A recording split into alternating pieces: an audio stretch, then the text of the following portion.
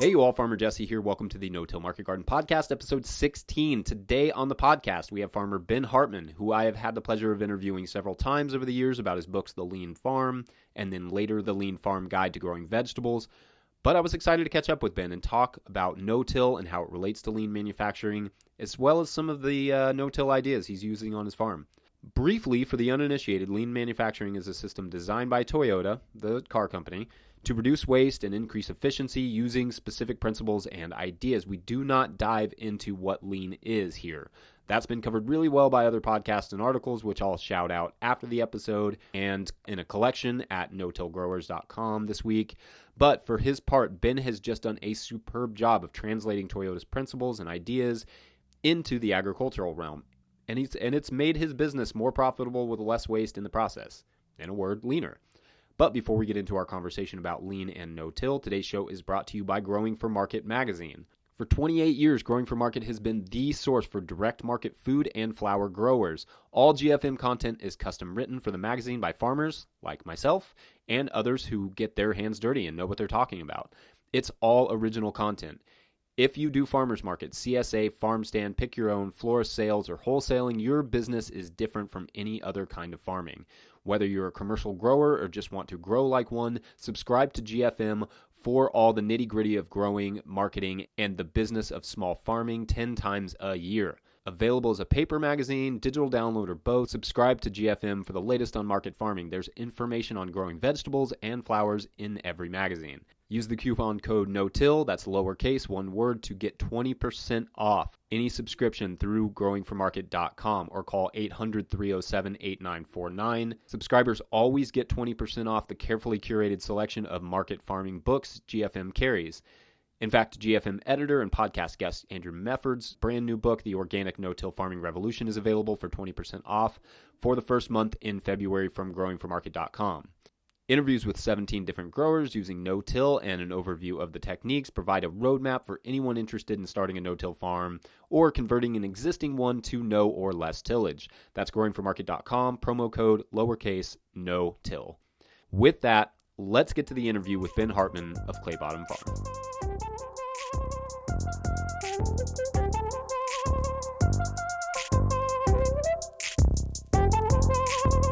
Ben Hartman, welcome to the podcast.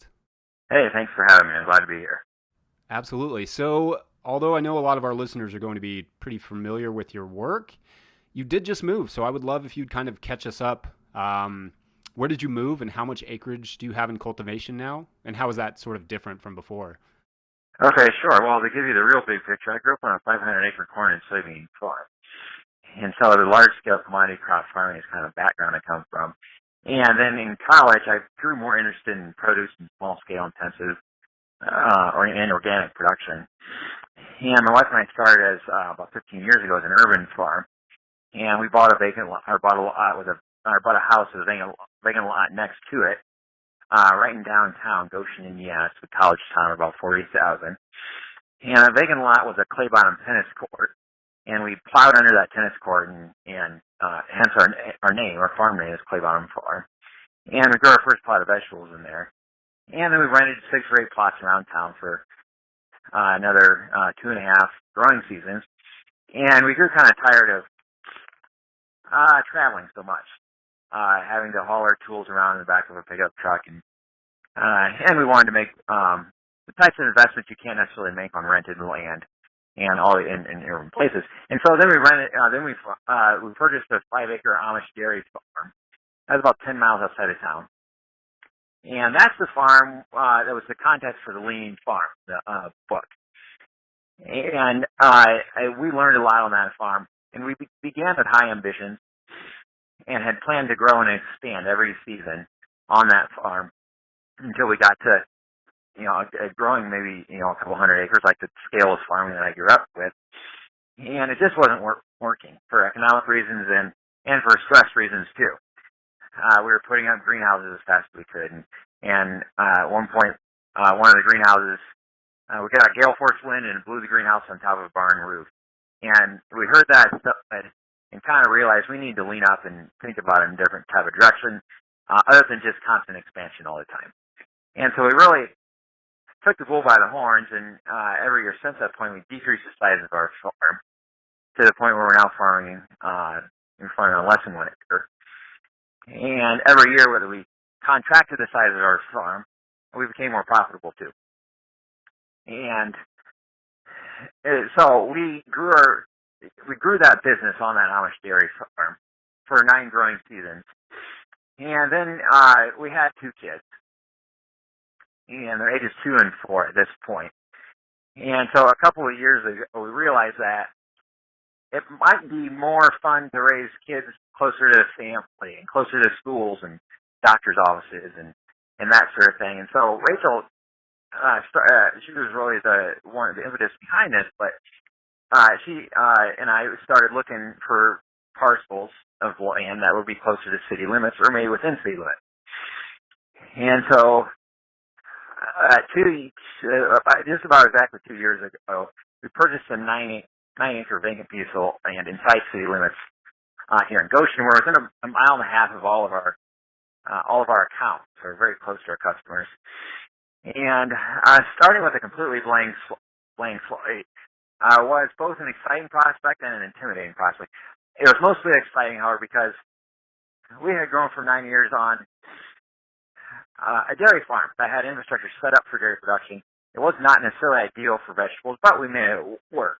And we'd also been playing around with these lean systems, these lean ideas. And so this is a once-in-a-lifetime chance for me to set the farm up exactly how I want. And essentially what I did, we went from having 5 greenhouses, and we built just one massive tunnel, one greenhouse. And we had actually 11 structures on the old farm. If you count the chicken house, the back house, the outhouse, the dotty house, there's a wash house in the greenhouses. So that's 11 structures with a roof over their head. And so it's 11 buildings to pay taxes on, to manage to weed eat and mow and paint. And I just found I was doing a lot of time doing maintenance. Anyhow, so the new farm has 2 structures. So the greenhouse, and then what we call our hope, or a barn house, which includes our residents who live in a portion.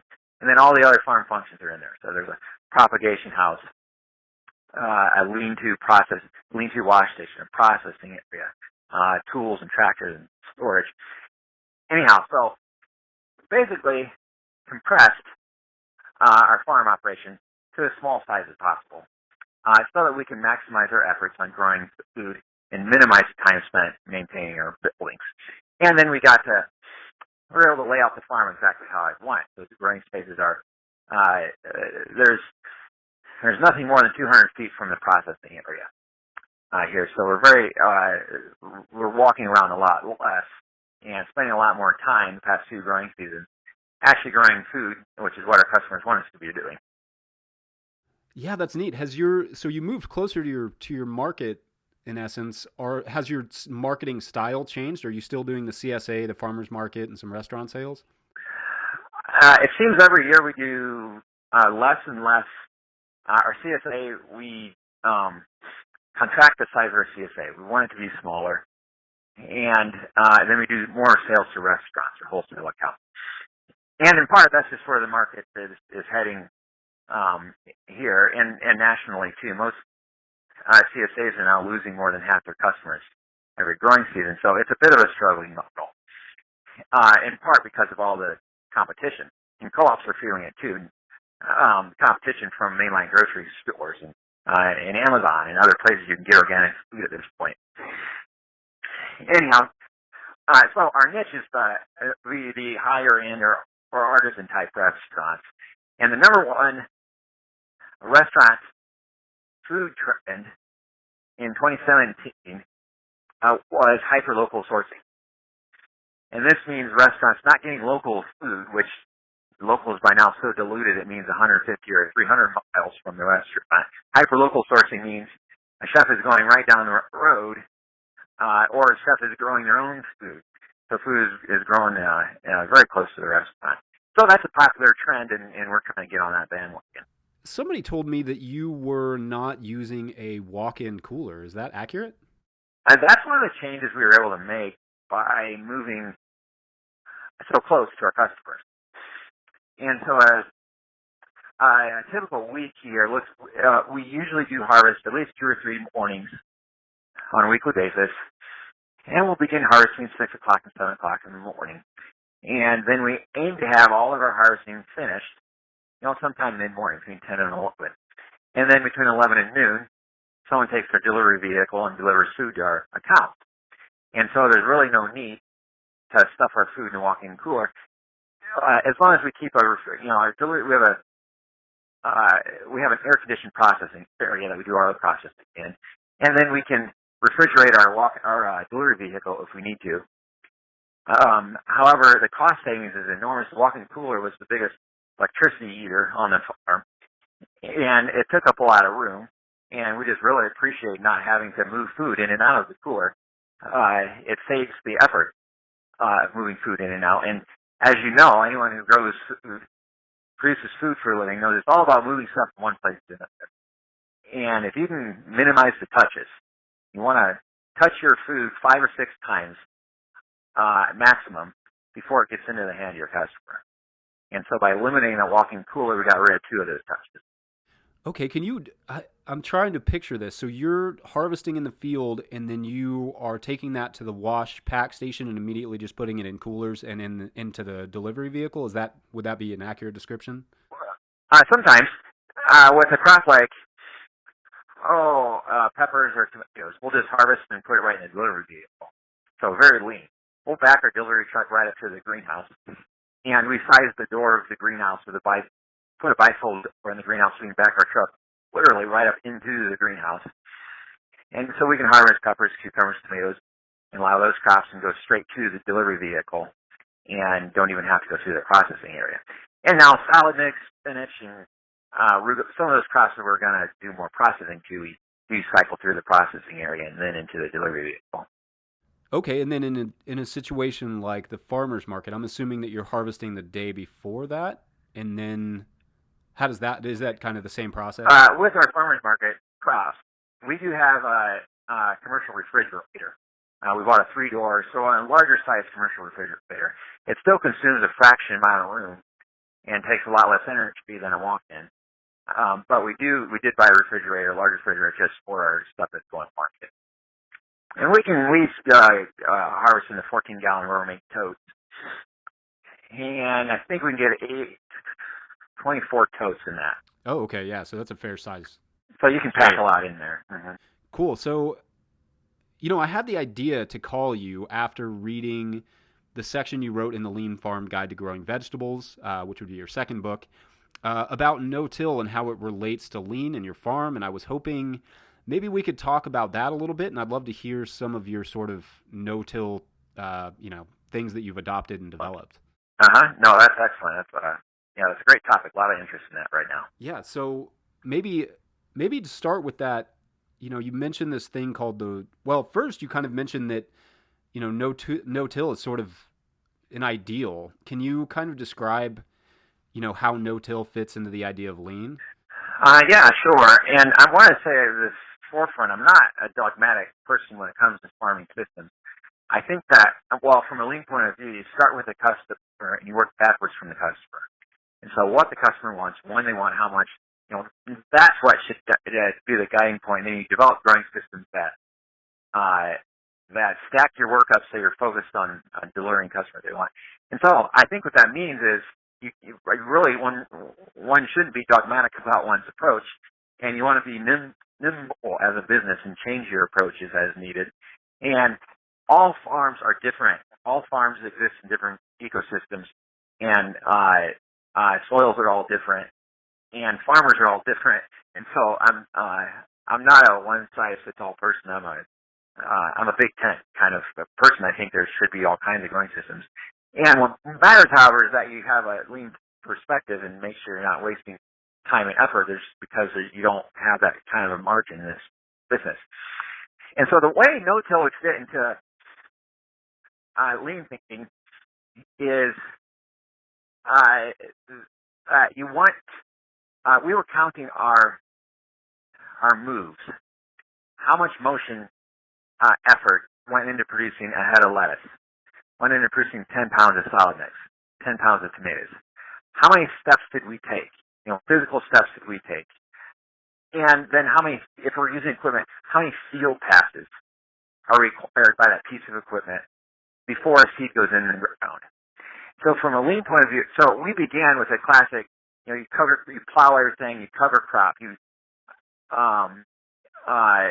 you would mow that cover crop, and then you till in or plow in that cover crop, and then you wait a few weeks and you do another round of finish tilling. And so you'd have 5 or 6 passes sometimes before your cash crop would go in. And we wondered, could we reduce the number of field passes? And that's where no-till comes in. You can really reduce the amount of effort it takes to prepare a piece of ground before your crop needs to go in, before it's ready for the crop to go in. And that's what I appreciate about no-till, and that's why we try to incorporate as many no-till practices on our farm as we can. And we still do use a tilling approach on occasion. Sure. And is there, you kind of give a few examples in the book, but would you be able to kind of recount some of the ways in which you've kind of flipped beds without using the tiller or prepped beds without using the tiller? So the bed flipping is the place where I find it the most challenge to stick to a strictly no-till approach. Because I find that when we have a bed of arugula or a bed of salad mix or spinach, these baby greens, there's no faster way to get them incorporated and get your ground ready for the next than to till them in. Even a shallow, quick pass tilling. In the summertime, a week and a half to 2 weeks is enough for decomposition to happen that we can at least transplant another crop into there. And so that's much less effort than hiring a crew to come out and pull all those crops by hand. Okay? And we do some hand pulling too. Sometimes bigger crops like kales, zucchinis. It's faster to flip from zucchini to spinach, for instance, by pulling up the zucchinis by hand and then planting than it is to till in those zucchinis. Because then I won't have to wait for the decomposition to happen, and it's just quick to pull up those big crops. But the smaller crops that are densely seeded, I still like to till because it's just faster to flip from one to the next. Sure, and then you also give this example in your book of the multi-year plastic. Can you kind of describe how that works? Yeah, sure. I mean, in some crops, we would use landscape fabric with holes burned into them, and that's a very common practice, and it's a very effective weed control method. And so we wondered, however, do we need to place that woven fabric every growing season and take it up at the end of the season? Could we just leave it year after year? And so what we started to do was experiment with deeper levels of compost, because compost is going to be a very slow release source of nutrients and micronutrients.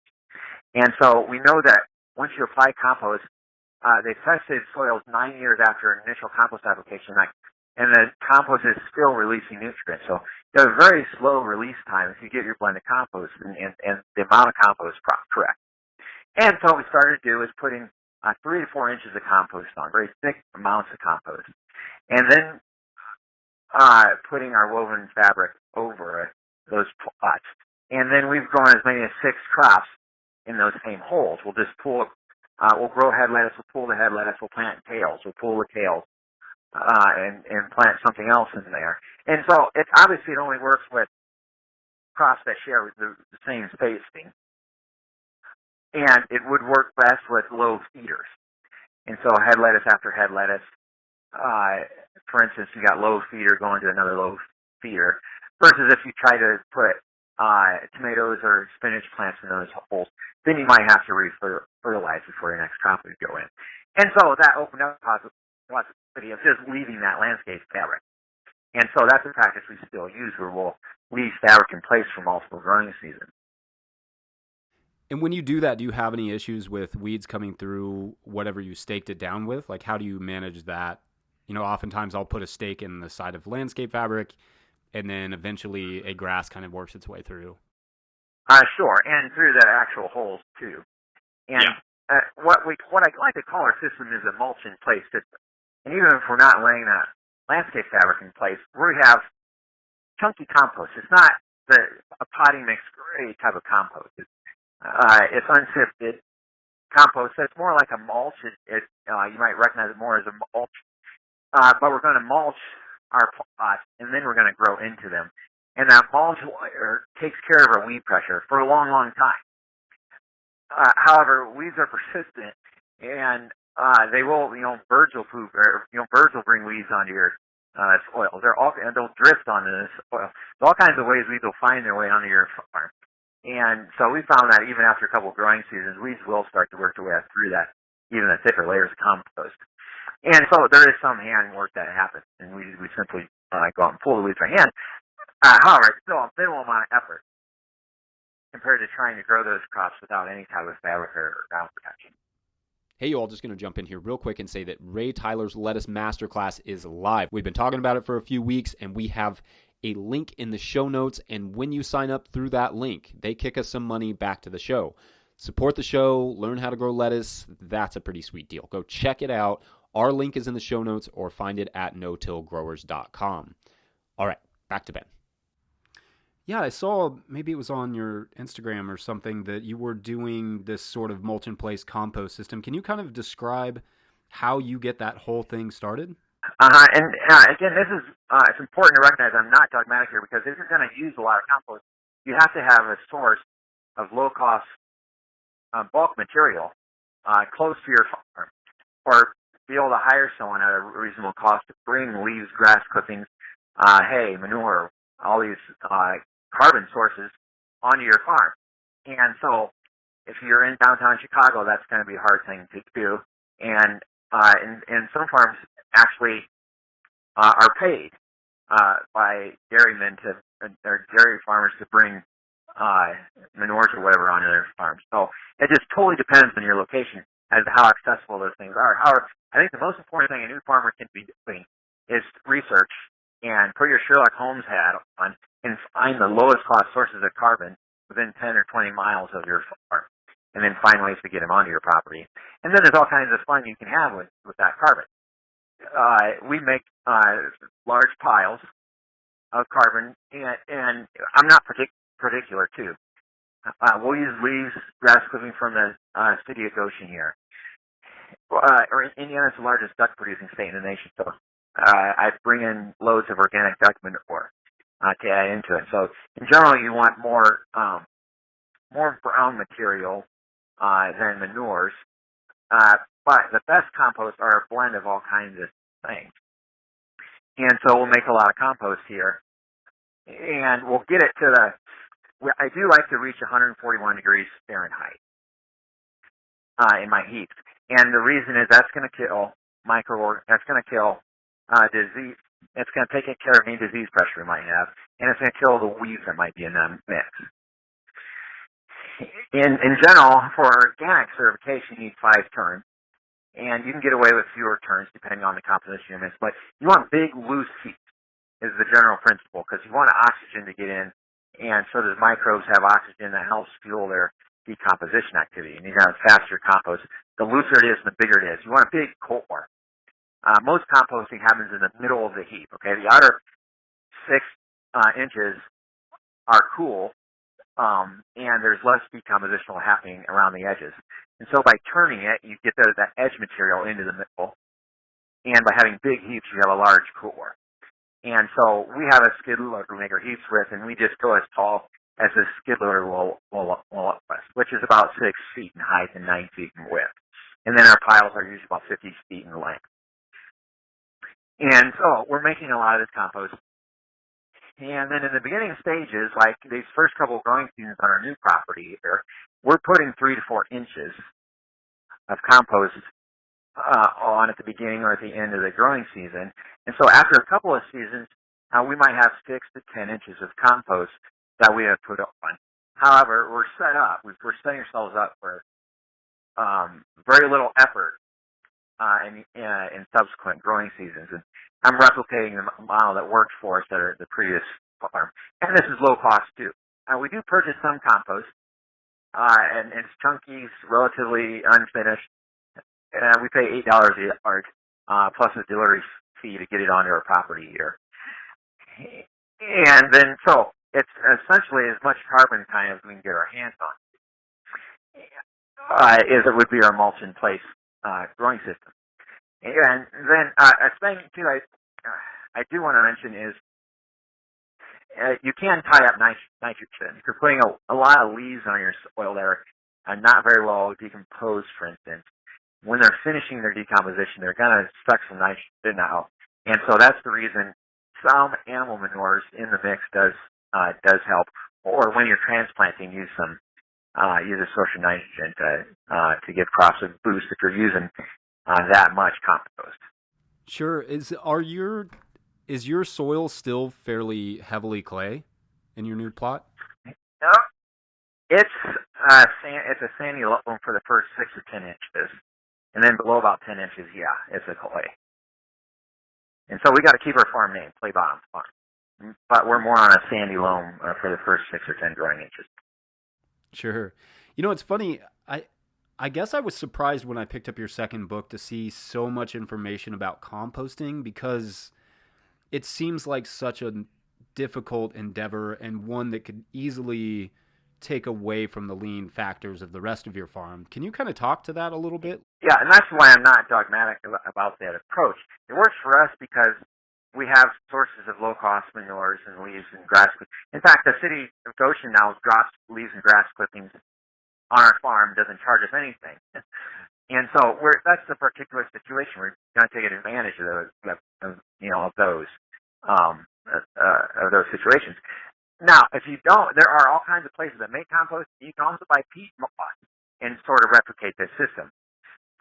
And spread bales of peat moss out, and you'll want to mineralize it with a mix of minerals. And what I would do is get an agronomist or your local soil conservation office and get your soil tested. Look at a test of the peat moss, you see what's in there, and then mineralize that peat. And you can buy truck semi-loads of peat moss at a reasonable cost off it, depending on where you're located. And that's another way to get carbon on your farm and to use this type of a growing system. And so I think that it's not a practical thing for everyone to go out and make a lot of compost and use it. For one, you need to have enough equipment that you can turn and move that much compost. Okay, if you don't have that kind of equipment, then purchasing bales of peat moss is an easier way to move that physical matter around the farm because it's packaged. And so you need to have low cost source of those compost making ingredients and a way to turn it with a skid loader or with a bucket on a tractor at a minimum. And you can certainly scale up beyond where I am and get compost turning equipment. And there are now a couple companies making turners for smaller compact tractors. You know, it's interesting. I think that your sort of dedication to the non-dogmatic thing is really great. That's something we always emphasize in these conversations, is that it's so how your farming practices are very much determined by your farm, by your soil, by your conditions, your market, and all of those things.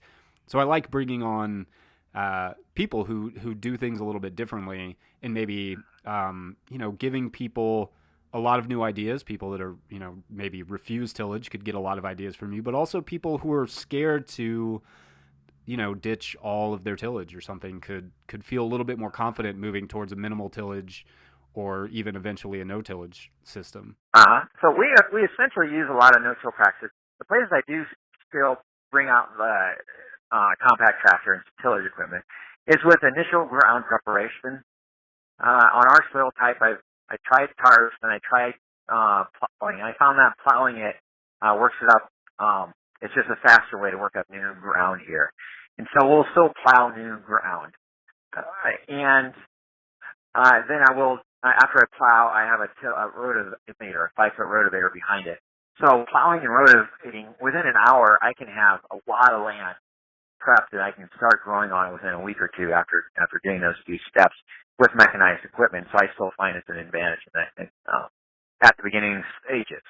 And then I'm going to go ahead and do my initial bed shaping with a compact bed shaper that fits behind our tractor. Sometimes I just use discs. I have a toolbar that I can put 2 discs and set them at an inward angle so they're sort of facing one another and create a hill to do some initial bed shaping, which I need to do in the soil type I have and the type of weather we have in the springtime in Indiana here.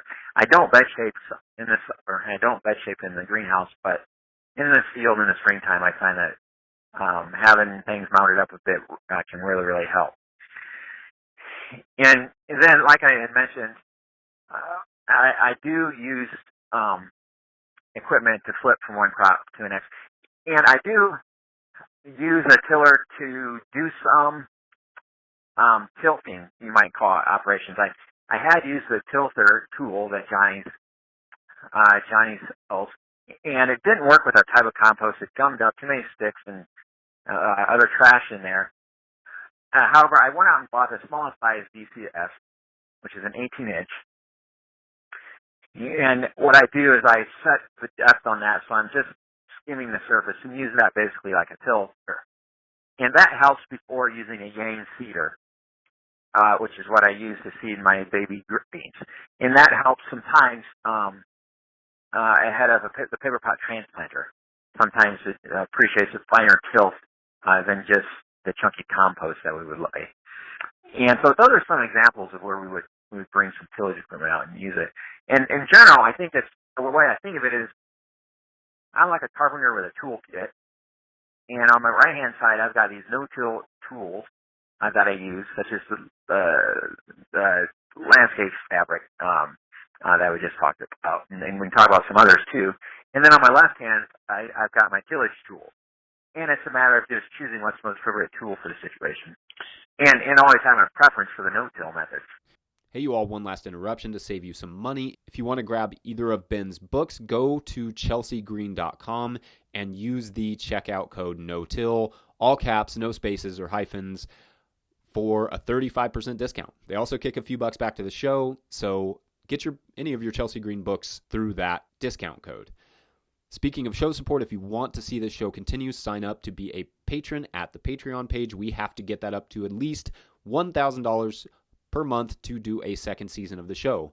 It's about at 300 as I write this, so we are not that far up, but we're also not quite there yet. Your contribution can be as little as $2 a month or whatever the show is worth to you. 50 cents an episode? That seems like a sweet deal.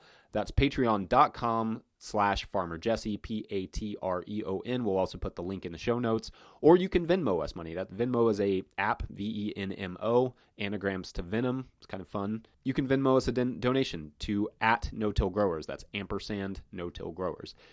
If you like this show and you want to hear a second season, I've got a lot of great ideas for it, but this podcast cost us money to put it up. Our family money. And that's not sustainable. So consider just kicking in a few bucks to keep it going. All right, back to Ben. Yeah, you mentioned are there other tools beyond the plastic that kind of come to mind? You said there may be some others. So one thing that I appreciate about having a deeper level of compost is we can often just pull up the ideal from a lean point of view is that you have no bed preparation effort at all. You're just planting and harvesting, which is an ideal that is an aspiration. It's impossible to totally get to that point. However, you can come fairly close with deep levels of compost. And so the tool I would say is soil building. Make sure you have loose soils with lots of carbon in the top 3 to 4 inches. And if you have those types of conditions and you're not walking in those beds and not compacting them, you have those types of conditions, then number one, it's fairly easy to pull out old crops. Your soil stays loose and has a nice composition, so it's fairly easy after those old crops have come out to simply rake those plots by hand and to plant what's next. And so, for example, in the greenhouse, I'm actually talking in my greenhouse at this point, looking out over 150 feet of salad greens. And these greens will be finished sometime late February. And what we'll do is pull those in the greenhouse. I am going to actually pull those crops up by hand instead of incorporating with a tiller, because we have a quick schedule here, and I want to get the tomatoes or peppers or whatever in that same afternoon or the next morning, and I don't want to have to wait a couple weeks for the decomposition to happen. And so in the greenhouse especially, we have thick layers of compost, and what I'll do is slice underneath the greens. So by that point, by late February or March, we'll have probably gotten 6 or 8 harvests off of these cut and come again greens that we have in here. And so that means we're going to have fairly big, tough root systems.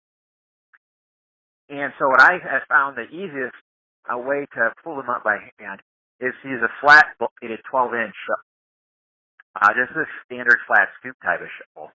And really ram underneath, and I sharpen the tip, and then I ram underneath the roots to loosen them, and then someone will come along and pull those roots up by hand.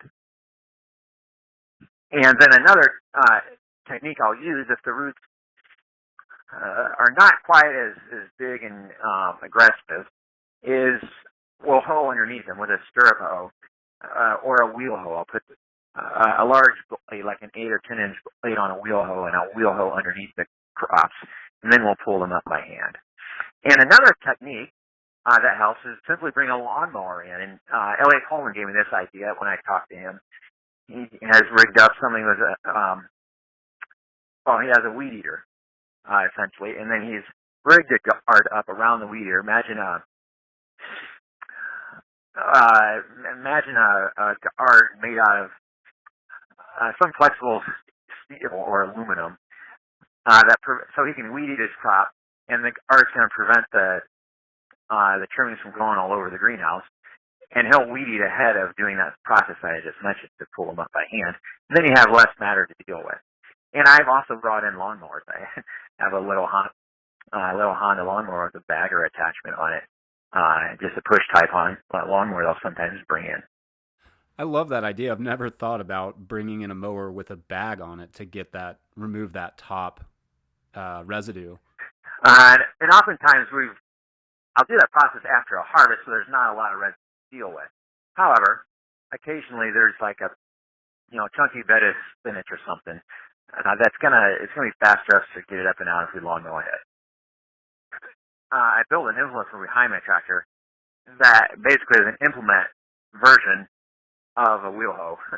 And what I did, I took the front tip of a skid loader bucket, just the front 5 or 6 inches, and rigged it up so that you can just slice underneath spinach or salad or whatever, and you pull the tractor to do this.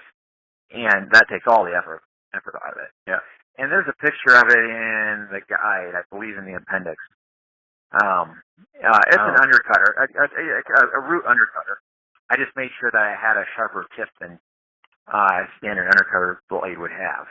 Like the type of undercutter people would use to harvest carrots with a tractor-based system. And then what I did was I used the front tip of a skid loader bucket, which has a tapered edge to it. And so it has a bit of a chiseled edge, and it slices fairly easily, especially with our compost system. And as deep or shallow as we want, too, with a 3-point system. So we can stay fairly close to the surface and loosen crops. And then we would pull them by hand after we've loosened them. But that sort of replaces the need to use a wheel hoe or a stirrup hoe or whatever to slice underneath the crops. That's great. I'd love to, before I let you go, hear a little bit about your lean farming courses that you're offering.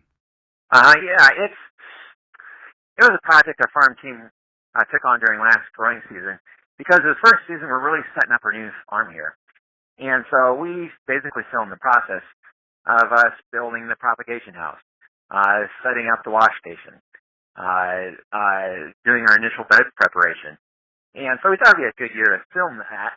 And then we edited up more than 100 videos and put them in an online course form. And it's at www.leanfarmschool.com.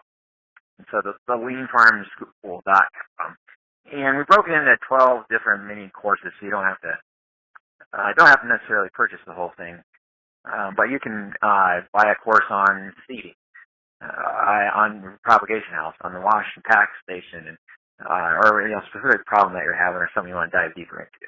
It's exciting. I'm glad there's so much energy, going into thinking about how to reduce tillage, and it really fits hand in hand with lean thinking too, because you reduce the amount of work that goes in to bed preparation. You can potentially, you can also increase the amount of work, but you can potentially decrease the amount of work needed. However, that's important to find a way to efficiently get that compost onto the growing spaces. And then there are ways to do it. There's that Pennsylvania company, can't remember the name right now, that makes a spreader. The Bear Creek farm is using a spreader, and a lot of other farms too, but where they'll basically do my system here. I'm small enough in acreage. Skid loader is sufficient for me to move compost onto the growing plots. He's a bigger operation, and so they look like manure spreaders, but they're designed for just placing compost on the bed surface. Okay. So you have a white tractor that straddles the bed surface, and this compost spreader would also straddle it too.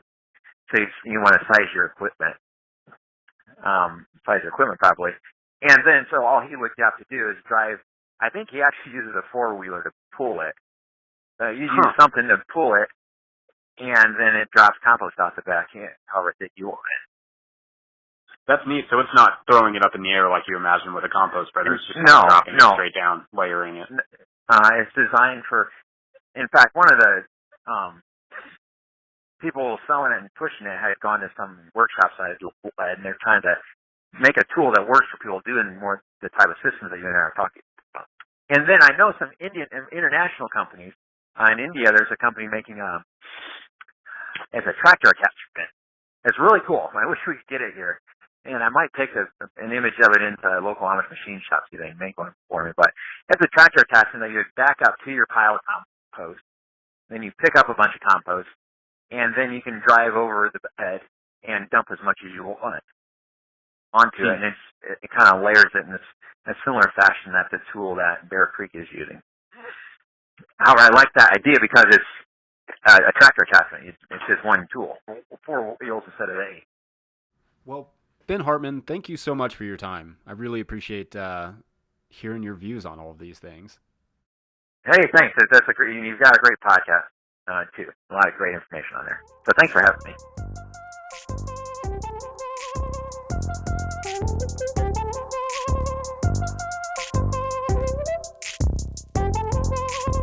All right, if you want to learn more about Ben or lean principles, I recommend checking out some of the interviews he's done with Diego Footer on Farm Small, Farm Smart. Great podcast. Also, his interview with the late, great Chris Blanchard on the Farm to Farmer podcast is excellent. Or picking up his books at chelseagreen.com, like I said, using the discount code NOTIL, all caps, no spaces, for 35% off, and they kick a few bucks back to the show for that. Also, I did a couple articles about Ben for civilleats.com. Those are worth reading. I mean, I guess I wrote them, so of course I'd say that, but I think they are. We will link all of that this week at notillgrowers.com, so go check that out. Also follow Ben on Instagram and Facebook at Claybottom Farm. Oh, and make sure to check out the leanfarmschool.com, where you can sign up for specific classes Ben has put together on lean farming that he described there towards the end. Speaking of great education, don't forget about Ray Tyler's Lettuce Masterclass. It is live as I post this, but it will be opening up periodically, so always check back. That can be found in the show notes, but please use our link. That way they kick a few bucks back to the show. Also, think about subscribing to Growing for Market. They have been an immediate supporter of the show and a longtime supporter of the no-till movement.